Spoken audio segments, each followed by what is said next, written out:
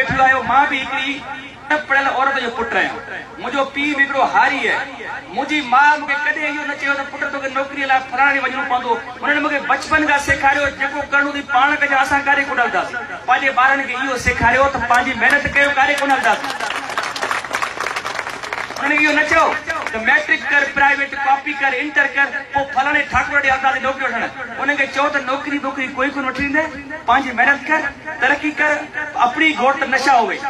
पंहिंजी महिनत ऐं पंहिंजे बलबूते ते क़ुरान जी आयत वांगुरु लैसल इंसान इल्ला मासा इंसान खे उहो ज़रूर मिलंदो जंहिंजी उहो जुस्तजू कंदो ॿार खे इहो सेखारियो घर में